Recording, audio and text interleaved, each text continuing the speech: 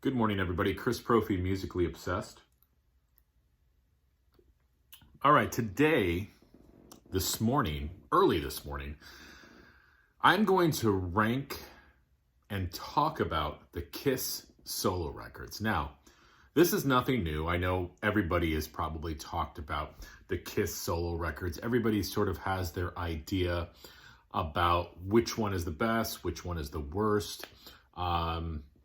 And who knows, right? Because these are all of our opinions, and I'm sure that my opinion is going to differ greatly from yours. But I kind of wanted to get into it, just do a quick ranking of what I think is the best Kiss solo record and my least favorite Kiss solo record.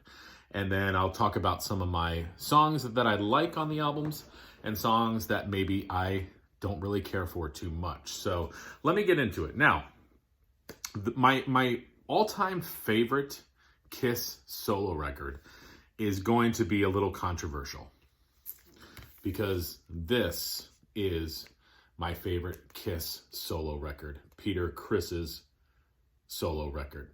And here's why. I don't feel that Peter Criss gets enough love in Kiss. I love his drumming style. He comes from more of like an R&B soul background and just a straight rock and roll background. I love the raspiness of his voice, and I think he was, a good songwriter as well. Did he have his issues? Yes, he did, but the other members had their issues as well, right? So let's talk about this album. This album sounded nothing like Kiss. This album has an R&B flavor to it. It's got a soul flavor to it.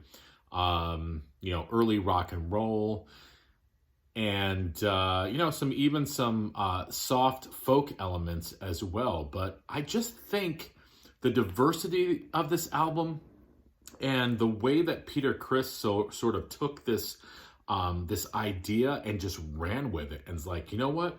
I'm going to make the album that I always wanted to make, or maybe I'm going to put some songs in here that I wish Kiss would have done as well. And I think Peter Criss succeeded. And this album still sounds fresh to me and new every time I listen to it. He does, everybody knows the cover of Tossin' and Turnin'. That was the song that probably was the most Kiss sounding song. But I love I'm Gonna Love You, You Matter to Me. That's sort of got a real R&B vibe to it. That's the kind of sugar that Papa likes. He's got some ballads on here, like I Can't Stop the Rain, Easy Thing, Kiss the Girl Goodbye.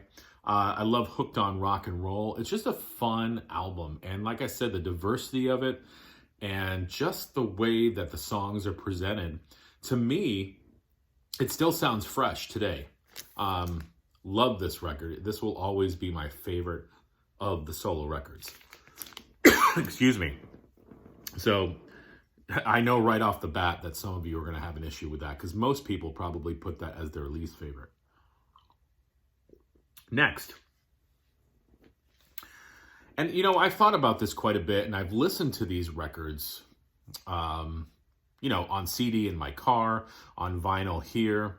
And, I go back and forth. So, maybe ask me 2 weeks from now and this will be different. But today, this is what I'm feeling for the ranking. Number 2, Paul Stanley's solo record. The voice of Kiss, really. I mean, we associate Paul Stanley with Kiss. We associate Gene Simmons' tongue with Kiss, right? But, I really feel like Paul Stanley is the voice of Kiss. He, kept Kiss going in the 80s when Gene had sort of given up. I feel like he's always kind of been the heart and soul of Kiss.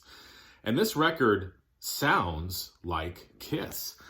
But what's cool about this, though, is that Paul Stanley sort of really brings that love child vibe out with Tonight You Belong to Me, Ain't Quite Right, Take Me Away, Together as One, Hold Me, Touch Me.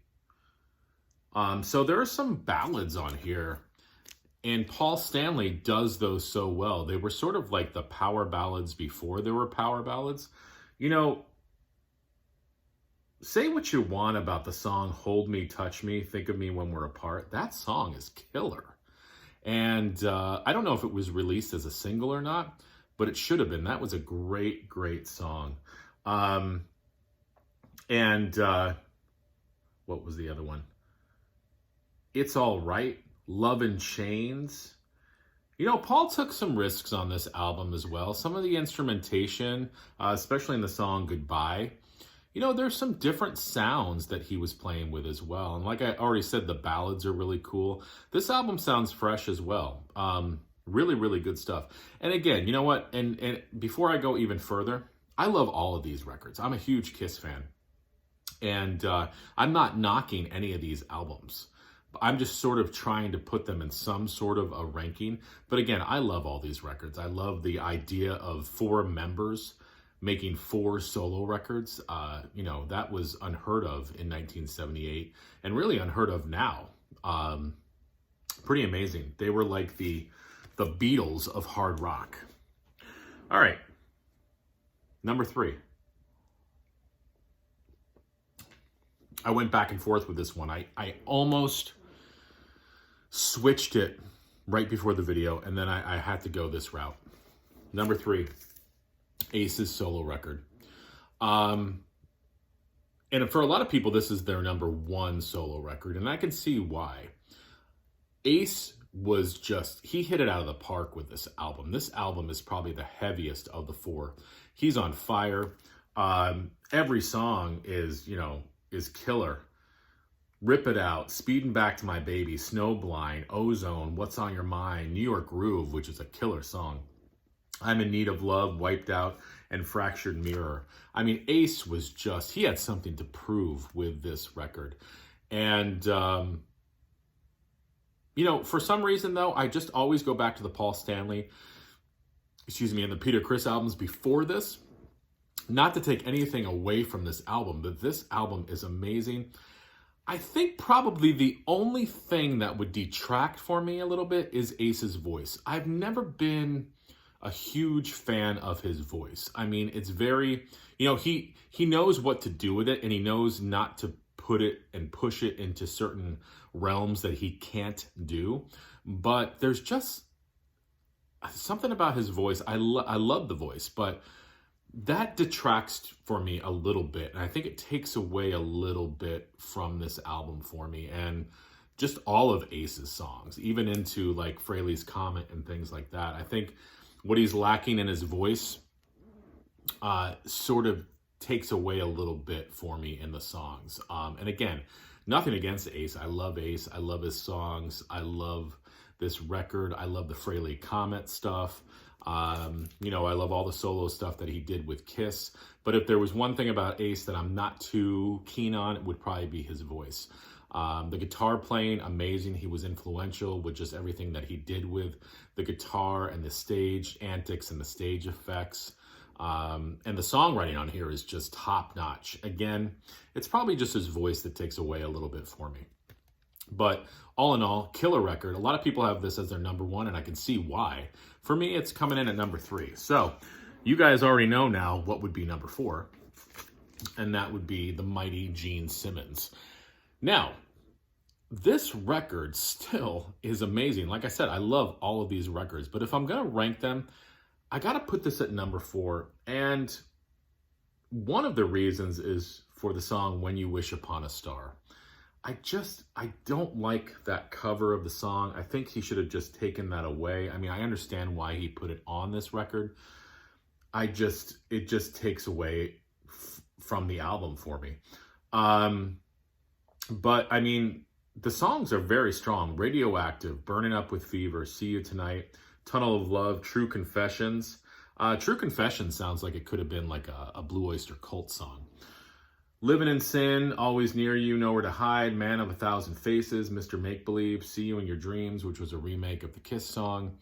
Just a very strong album. It's just the album that I probably pull out the least of the 4. I mean, it's a very strong album. Like I said, the only weak point is When You Wish Upon a Star.